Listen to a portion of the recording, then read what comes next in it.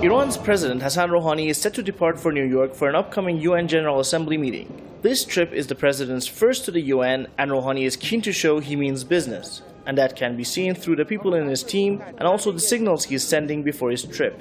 The Glasgow Caledonian graduate in law will speak at the UN General Assembly on Tuesday. And he's taking two lawmakers with him from here on his trip to New York. One of them is a Jewish lawmaker. This is Siamak Morsadegh, a member of Iran's parliament. He's set for his second trip to New York. In this trip, I think that the main aim and the main duty of the member of parliament in diplomacy is working in the field of relationship between two nations and relationship between peoples. For example, unfortunately, media broadcast something in the world against the true condition of religious minorities in Iran. So I think that the presence of Iranian member of parliament in this group can help the world to have a better understanding from the reality of Iran conditions. Rouhani's delegation also includes Iran's Foreign Minister Mohammad Javad Zarif, a career diplomat with a PhD in international law and policy from the University of Denver. The president also looks set to defend Iran's right to nuclear energy and to build confidence over the peaceful nature of the program. He and his team are also expected to revive talks over reducing several rounds of sanctions against the country.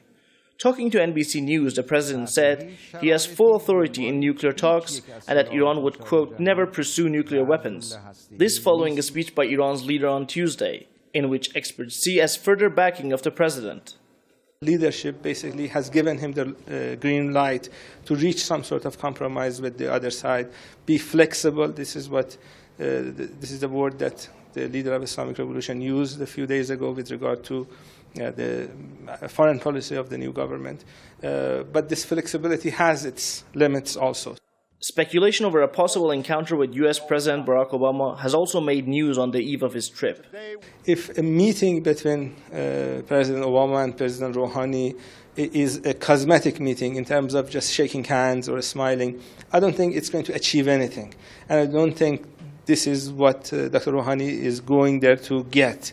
I think he wants to get something in substance, and for substantial changes in the relations between Iran and the United States, you need to actually sit down. President Rouhani has said meeting with Obama is not in his schedule, but that anything is possible in politics.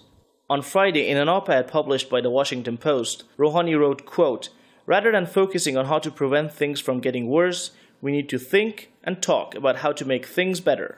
Whether a carefully choreographed encounter will happen or whether they'll sit down for talks will be known on Tuesday, when the two presidents speak at the UN General Assembly. Pedram Khardadi, Press TV, Tehran.